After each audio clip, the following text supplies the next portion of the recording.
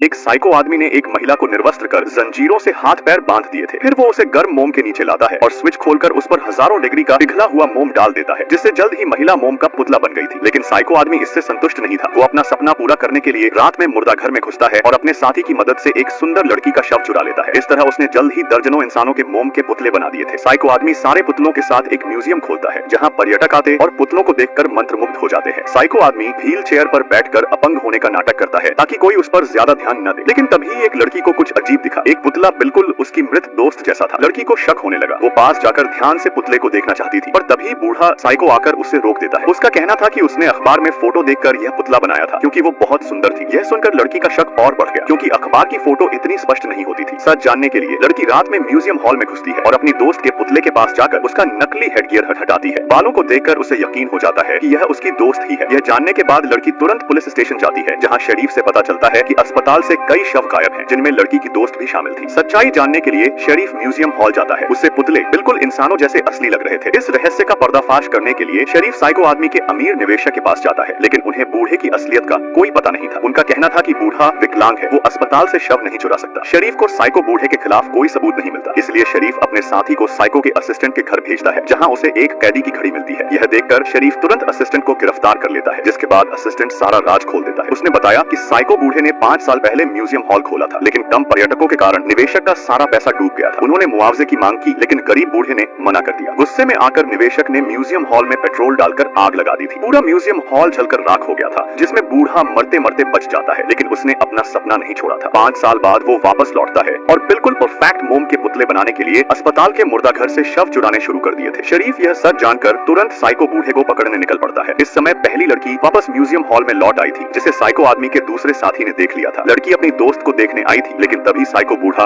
वहाँ पहुंच जाता है और लड़की को जिंदा मोम के पुतले में बदलने की सोच लेता है। लड़की भागती है, लेकिन दरवाजा बंद था। वो बूढ़े के जाल में फंस चुकी थी। जब उसने बूढ़े का नकली मुखौटा उतारा तो उसका जला हुआ चेहरा देखकर वो तुरंत बेहोश हो जाती है। बूढ़ा लड़की को तहखाने में ले जाकर बांध देता है और उसे मोम के पुतले में बदलने की तैयारी करने लगता है। उसके ऊपर 1000 डिग्री का मोम उबल रहा था। तभी लड़की का प्रेमी भी म्यूजियम हॉल में पहुंच जाता है, क्योंकि 2 घंटे बाद उसकी गर्लफ्रेंड बाहर नहीं आई थी, जिससे उसे चिंता होने लगी थी। वो उसे खोजने हॉल में घुस गया था, लेकिन तभी दरवाजे पर उसकी असिस्टेंट से लड़ाई हो जाती है। प्रेमी थोड़ा कमजोर था और एक ही राउंड में बेहोश हो जाता है। असिस्टेंट उसे सिर काटने वाली मशीन पर ले जाकर उसका सिर काटने की तैयारी करने लगता है, लेकिन तभी अचानक शरीफ पुलिस फोर्स के साथ म्यूजियम हॉल में पहुंच जाता है, जिससे प्रेमी की जान बच जाती है। दूसरी ओर साइको बूढ़े ने जब हलचल सुनी तो उसने अपना काम तेज कर दिया था, लेकिन तब तक शरीफ अंदर आ चुके थे। उन्होंने बूढ़े को पकड़ने की कोशिश की, लेकिन साइको बूढ़ा गर्म पिघलते मोम में गिर जाता है। लड़की मोम का पुतला बनने से बच गई थी और साइको खुद मोम में बदल गया था।